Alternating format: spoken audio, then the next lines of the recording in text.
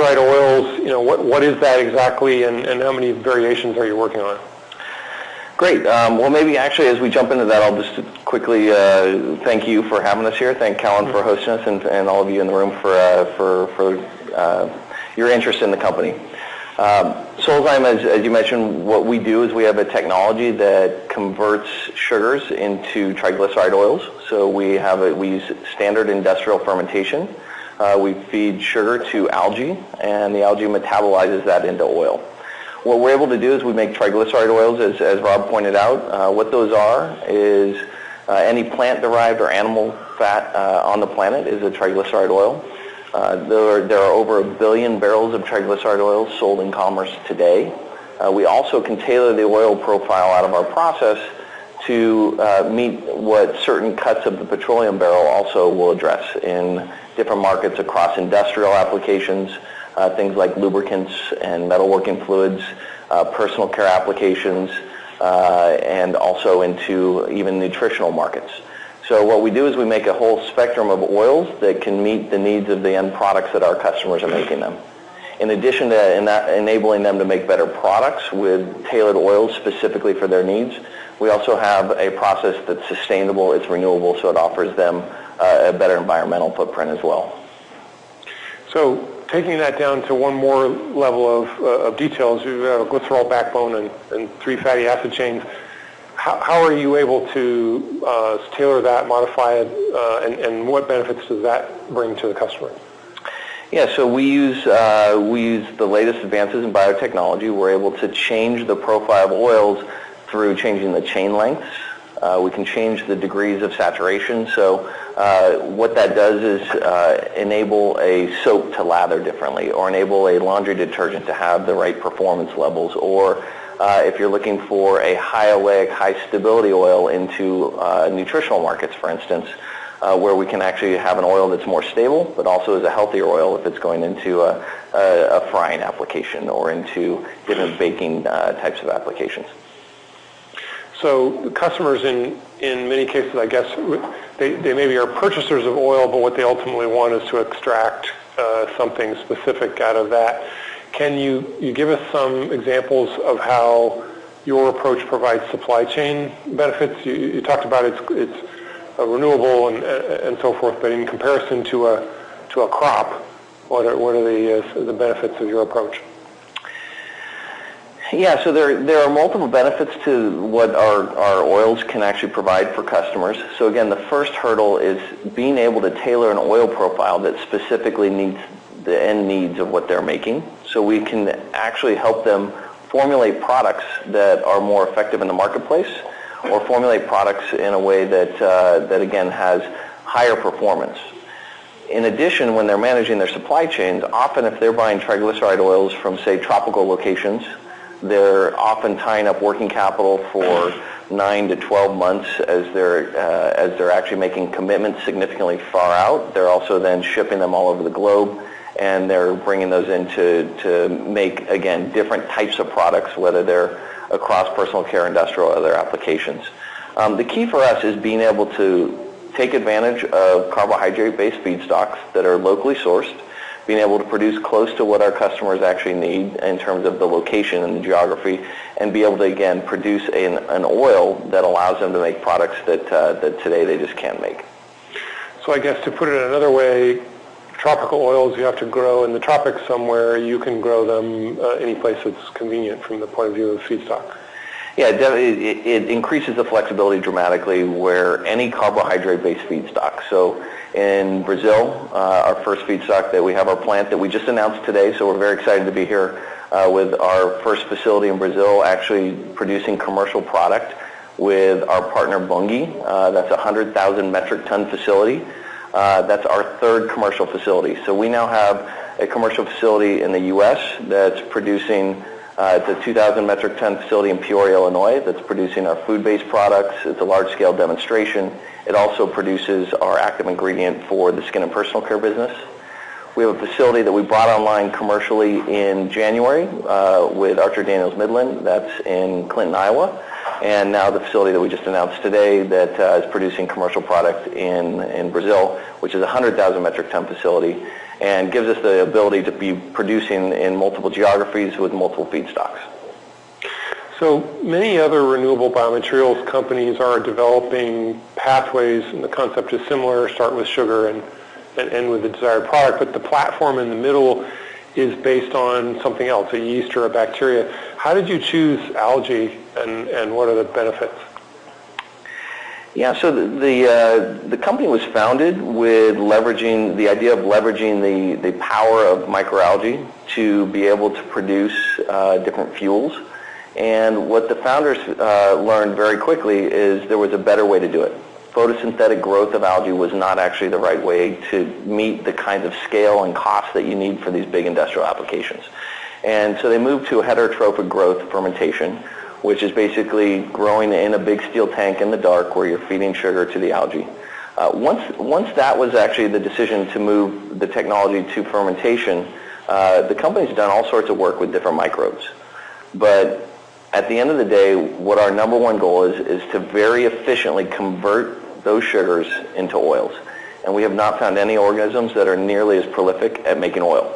And then being able to tailor the oil profile by changing the oil pathway to things that may occur in nature, but they occur, palm kernel oil may have 15% of a C1214, or coconut oil has a certain profile, or a linseed oil. And we can actually go in and change the pathway where we take what's naturally occurring, put it in the oil production pathway, and it'll make a much higher concentration of that higher value component that the customer is looking for. So let's talk a little bit about the actual production process itself, because that's one of the other areas where the industry up to now has struggled, and why there was quite some amount of pent-up anxiety about starting up your first couple of plants. When the Clinton plant was announced, the stock acted like you'd won the lottery. So walk us through the process in terms of what happens in the tanks. You inoculate, you grow, and then change. How do you incite the algae to make oil? And under those conditions, is that hospitable to the growth of other stuff? Because contamination is one of the big issues that some others have seen. Yeah, I think anytime you have a fermentation process that's using a biological process, you absolutely have to have something that scales, that gets the yields you want consistently, and that manages contamination. We do have a process that's a very short fermentation in terms of it's a matter of a few days.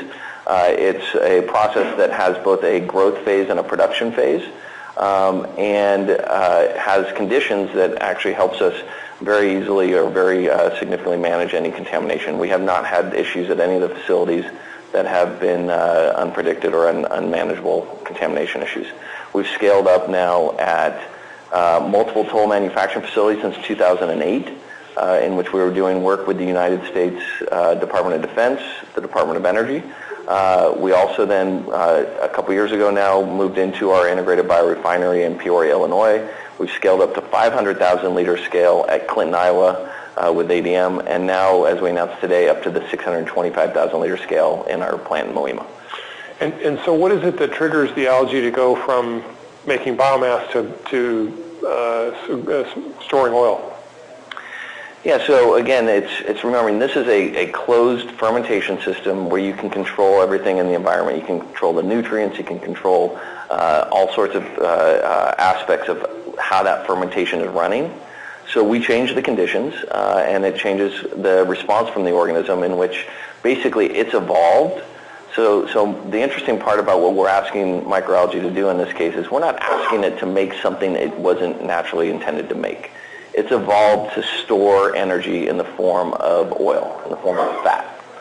And so what we do is we put it into, as it grows up to a certain density, then we actually change the conditions in which the organism then starts to store all that energy in the form of the oil or the fat. So can you tell us about your IP position around all of this, and how does that differ from other, there's not as many companies working in algae to begin with, but how does that differ from potential competitors within algae and then relative to yeast and bacteria and other bioplatforms? Yeah, so there's been work for decades in microalgae, mostly photosynthetic, a lot of government work, other things that had been done. When we started, when the company was founded, nobody had actually modified eukaryotic algae. Nobody had a toolkit to be able to encourage the organisms to grow in different ways. And we developed a patent portfolio of over 300 patents that have been filed. We have trade secrets. We believe we're very well protected. So, the company's now 11 years old. So there weren't any companies doing what we're doing at that point. Most of the microalgae companies you'll hear about really are still pursuing a photosynthetic growth of algae. It's a very different approach. What we do is, again, we grow them in a completely different environment, very controlled, and we're very efficiently turning those sugars into the end product we want, which is a high-value oil. So how long does it take you to develop a new tailored oil profile, and roughly how many are you working on? We don't talk about specifically how many we're working on. We have announced probably 6 or so different profiles over the last year that we're working on with certain customers, but we haven't announced how many in specifics. We're getting better at it every day, frankly, and it can be anywhere from a 6-month process up to, depending on how much you want to change the oil. If it's something we've never done before, it may be an 18 to 24-month process. I think the comparison in terms of the technology platform and the value of what we're doing is where you look at the investments that large companies have made in seed crops. So Syngenta, Dow Agro, these types of companies that are investing hundreds of millions of dollars trying to change the profile of the sunflower seed oil or canola oils, and have had very limited success. What we're able to do in the matter of, say, 6 to 24 months, again, depending on the oil composition change, is dramatically change and alter the profile for the end customer of what they're looking for. And part of that, I imagine, is just the issue of cycle time. If you're growing crops, you get a certain number of growth cycles out of any year. There's no way to accelerate that as you test, change, and retest. Whereas you can go through how many cycles in a month testing your product? That's absolutely part of it. You're going through very short fermentations. You're able to actually see the results instantly. That you're not going through full, annual crop cycles. The other is that you're able to make changes. For instance, our high stability, high oleic oil that we've introduced, which again has a much higher oleic content than what you see out in the marketplace, and removes the 18-2s, which basically gives it a much better stability profile. You can't do that in a plant because it needs those 18-2s to be able to have structure for the cell walls of the plant. So because we're in a controlled environment in which we can actually have the oil production phase happening within this very specific controlled window, we're able to actually create an oil that they couldn't do through plant growth. So how soon will I be able to get a side of fries that's been cooked in that high stability oil? Well, if you come to our headquarters, you can get it now. Okay. That's going to be an expensive side of fries. Actually, we're doing a lot of work with partners. One of the partners that has talked very publicly about our frying studies is ADM. ADM is a significant distributor and seller of different oils that go into those types of applications. And they've done work that shows the fry life of our high stability, high oleic oil at the end of these fry studies has more fry life left than the comparative oils that are high value oils going into frying had at the beginning of the study. We've seen tremendous results in terms of what it means from a health standpoint, and as we start to ramp production out of our facilities, that's one of the applications we expect you would see. I'll remind you, Clinton, our first commercial facility here in the U.S., came online in January. Started producing commercial product in January. So what we've said is we'll ramp that 20,000 metric tons over 12 to 18 months from that facility. The clock starts at Moima today with our announcement of the first commercial products out of Moima. That's a 100,000 metric ton plant, and that will ramp over 12 to 18 months as well.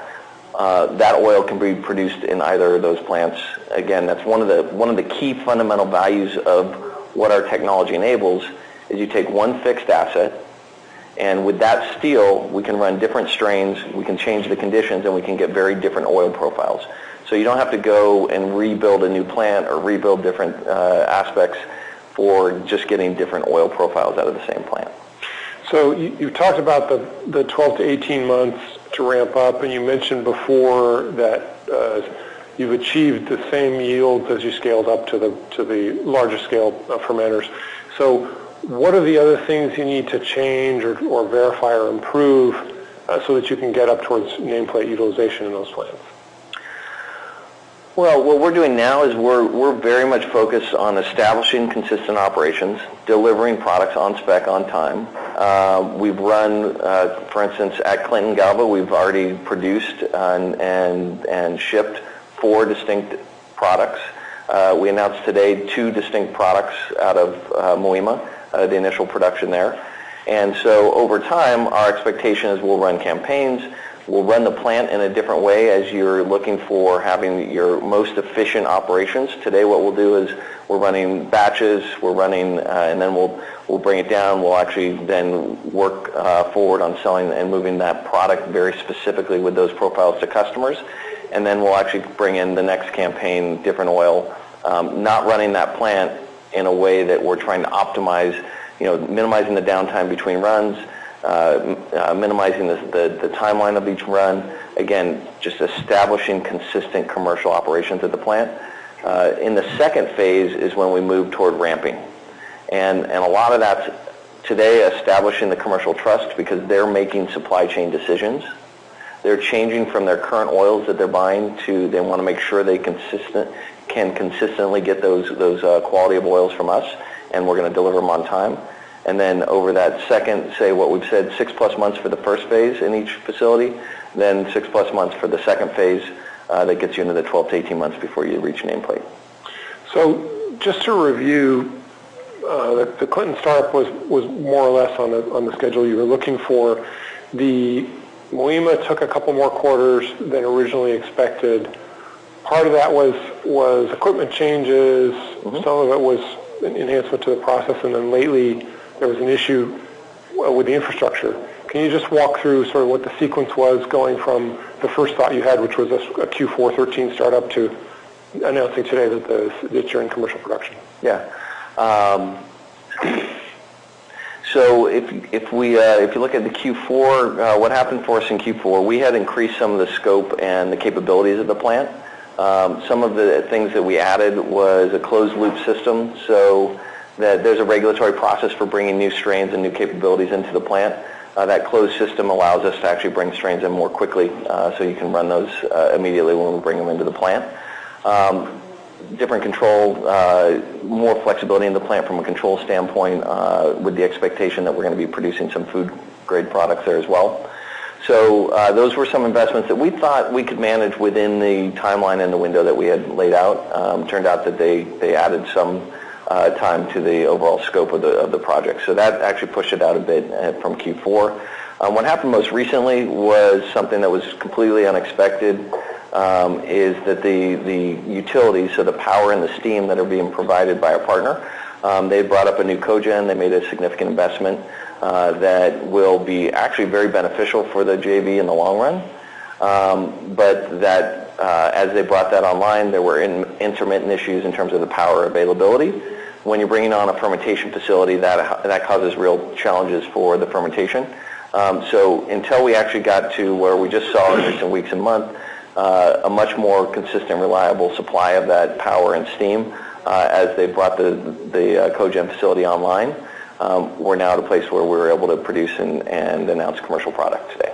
So very excited about, again, where we are with the plant. It's an investment we've been making for 2 years. Bunge has been a phenomenal partner for us. They continue to be a phenomenal partner. And if you look at where our technology fits within a lot of the investments they've made, it helps you understand just what we can bring to the table for a partner like Bunge. They've made significant investments upstream in sugar. They're trying to find, and they've very publicly talked about looking at ways to improve the return on that investment that they've made there. They also are one of the largest sellers of triglyceride oils in the world today. So when you look at bridging that gap, being able to actually take the sugar and actually turn it into a much higher value oil that can get and help them go beyond and move into some of the specialty oils with us, it's a very unique technology proposition that just wasn't available to them anywhere else. And just to put a little more context around the cogen-related startup delays, so in the sugar mill setting, the cogen is basically running off of the bagasse that's a byproduct of the plant, correct? And that's something that they didn't. It was a coincidence that the startup of that, which had to be timed to the startup of the cane crush season, right, was also aligned with when you were going to start up your process. So is that just nothing nefarious on the Bunge side? It's just a perfect storm of those things coming together? Yeah, definitely nothing nefarious. I think perfect storm is a reasonable way to describe it. I think, one of the things we get asked all the time is, why aren't you telling us you can turn on the plant and ramp to nameplate in 6 months? And when you look at bringing on factories and bringing up industrial fermentation complexes, they're complex, living organisms in some ways, the way to look at it. And so we expect, and we believe we've built in contingencies, we expect we'll have some more unexpected things that come up, and we'll manage through those, and others that we fully expected to manage through. It's one of the reasons why we believe and why we put a 12 to 18 month timeline out there. And if we're able to accelerate that, great. But I think that's the right way to look at what our path forward in the next 12 to 18 months looks like. Great. So let's turn to a product line that you've actually been producing for a while now, which is, we started out calling it Allergen Yeast. I guess now it's Solazyme Health Sciences, because you've got a couple of brands in there. And in the first quarter, you were, in 2013, you were up 21% on the year. In the first quarter, it was 25%. And you're targeting something like 30% growth this year. So what is it that leads to that acceleration in revenue growth for Health Sciences? Yeah, so we've been very excited by that brand and the continued progress there. In addition to the 21% growth last year, the brand turned profitable for the first year last year. We do expect over 30% growth for our skin and personal care business this year, and that includes the growth in Allergenist continued momentum. And one of the things we did in Q1 is we launched in China with Sephora, and we expect that will, we're seeing strong results out of China. Again, no new news. That's the news that we've given kind of most recently out there. As well, we just recently expanded into Nordstrom. So we'll see additional distribution channels, additional SKUs and product lines, and it's a business that, again, we see continued momentum and acceptance in the marketplace. So why did you decide to develop this product all the way through to a branded, as opposed to most of the other things you're doing are ingredients for someone else's product? Yeah, so this is a bit different than the rest of our business. The polysaccharide, so what we actually identified was something called hyaluronic acid, that is a polysaccharide that really helps protect the skin, increases skin elasticity, moisture content, and was developed by these microalgae to protect themselves in very harsh environments. A lot of the things that are also harmful to our skin. And so we went out, this was years ago, with that ingredient and with the results from these trials, and said, look how great it is to a lot of the biggest brands you can think of in skin and personal care. And what we recognize is the way to actually capture the economics would be to own the brand. But also, with taking on the risk of owning the brand, recognize that we weren't going to be the ones to market it on our own. So we went out, we hired someone from L'Oreal who had run different brands for 12 years at L'Oreal, was also North American marketing for L'Occitane, Frederick Stokel. He came in, built up the brand, and launched it with Sephora, in which they launched in 850 Sephora stores. They've now expanded, where we're in over 1,300 stores today in multiple geographies across Europe, across the U.S., as I mentioned, across China. And we just recently now are moving into places like Nordstrom and some others. So we'll continue to expand it, but that was for us about animating the brand, about capturing the value for that product. And I would expect, we see a lot of interest coming in for hyaluronic acid from different players in the market at this point. So turning to Clinton now, you're shipping 4 products from there, and 2 are in production in Molina. Can you walk us through the applications for those, the application segments at least? I know some of the specific customers may not be disclosed. And related to that, how many different products do you expect to produce at each location ultimately? So I'll kind of go backwards on the question there a little bit. each facility, from a technical standpoint, can run any one of our processes or our strains. So we can we can decide to produce any one of the oils in either or any of the 3 facilities. That said, we'll decide for business reasons, partnering reasons, kind of which oils we're going to be producing in each location. Out of Clinton, we've talked about our 4 products are 2 different oleic oils, a mid-chain oil, and also the Incapso product.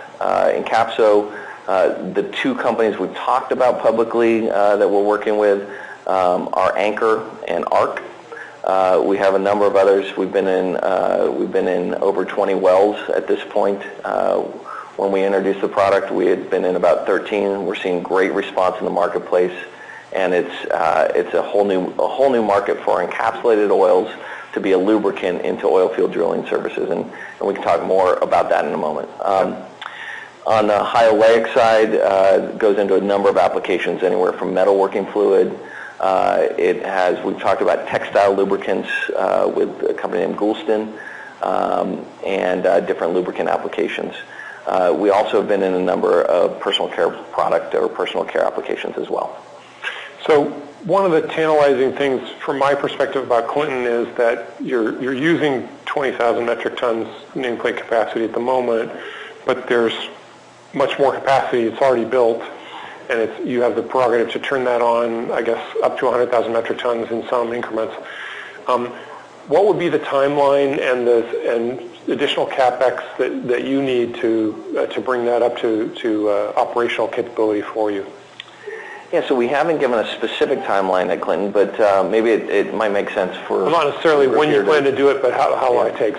So for Clinton itself, it was a fermentation facility that most of the fermentation up to 100,000 metric tons is actually there. ADM built this in a separate partnership.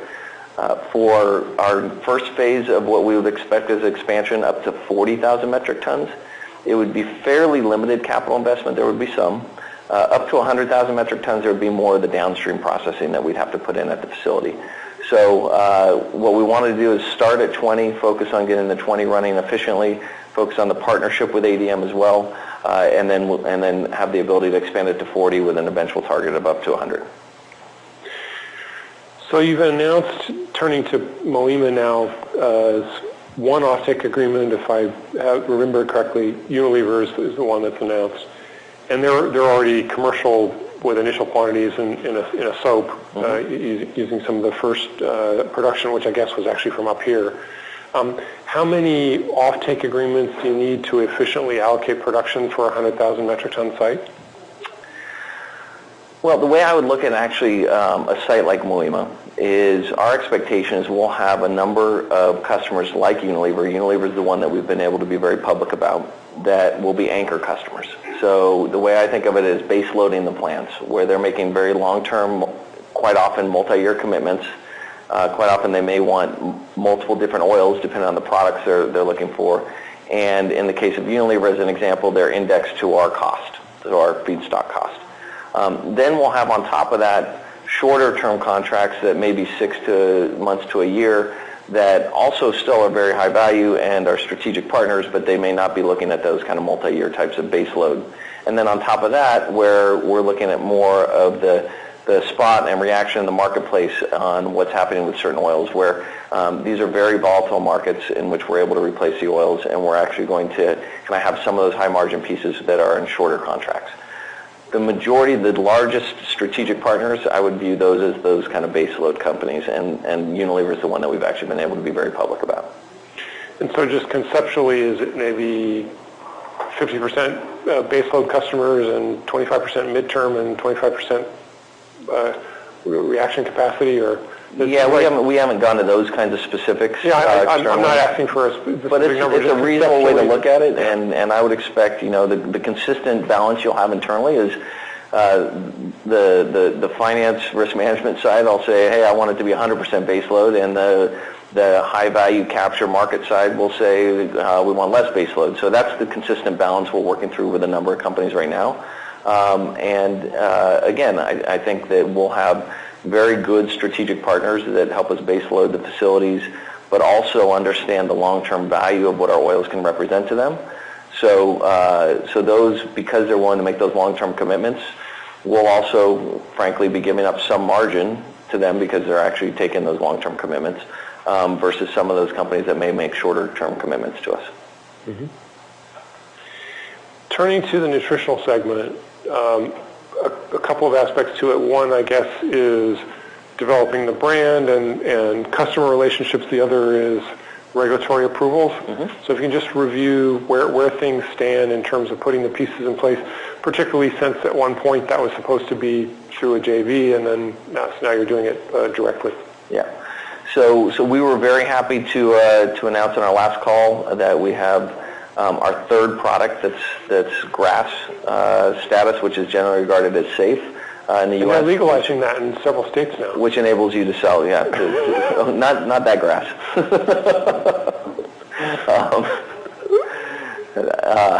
You threw me for a loop, Rob.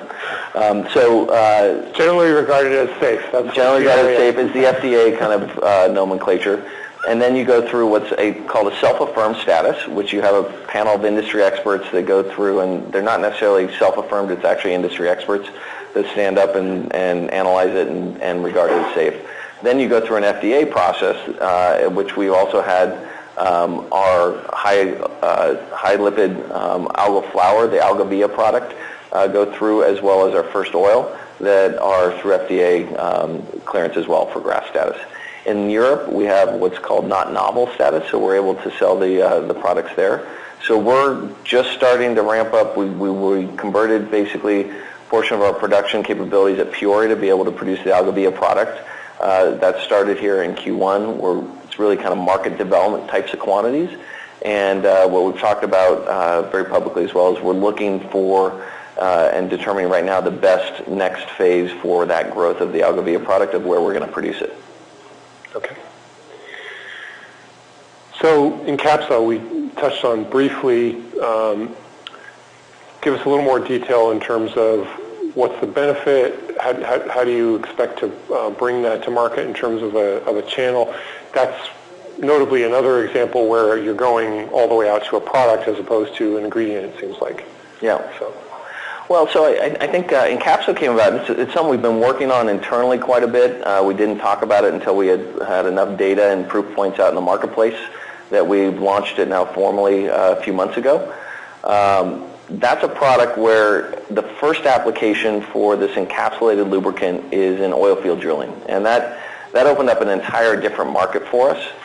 And what it does is it basically is a delivery mechanism in which the oil stays encapsulated in the cells, and it's delivered as proactively as part of the mud system, and it can recirculate, and it opens, basically, the cell is ruptured when there's friction.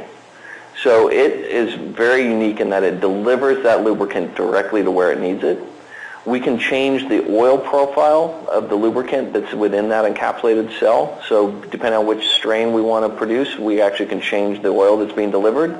We can change the cell wall strength. So if you need it to burst at different kinds of strengths or you need it to be able to withstand higher pressures, we can actually change the cell walls. These are all, it's early days for us. What we've seen is a significant, across a number of formations that we've been here in the U.S., we've seen an increased rate of penetration. We've seen a reduction in torque.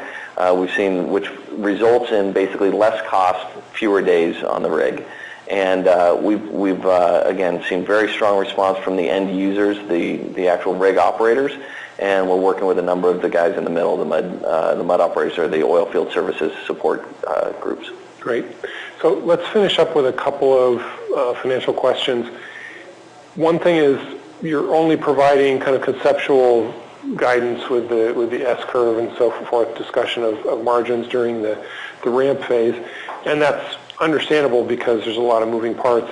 How many quarters do you think you might need to have improved visibility in terms of some more concrete outlook for the street? Yeah, so we have obviously a very detailed kind of internal plans of what we're looking at. We haven't determined it's the right time to give guidance until we have a bit of history working through at the plants. What we've talked about is in this phase, 12 to 18 months, the first 6+ months is that established consistent operations and delivery of oils in spec on time to the customers. The second phase is when you start to see production ramps starting to happen, and that's probably a stage that we'd have more visibility into. What specific metrics that we would provide guidance on and what specific insight is still something that we're working on and determining. We want to make sure we can provide the most amount of transparency as possible, while also being responsible of recognizing these are complex facilities to bring online, and we want to be very careful about what we're committing to in terms of volume commitments going forward. So we're balancing and measuring them both, but that's probably the right time frame. One other modeling trigger, of course, that's coming up is when you're going to consolidate Moima, the joint venture. Mm-hmm. So now that you're in production, how does that look?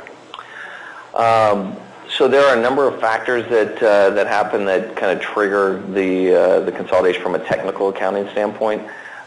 It could happen in the second half of 14. It may actually be the first quarter of 15 as well. We do expect that we will be consolidating the results from the JV at some point, and whether it's, again, we haven't given specifics of when we expect that to happen.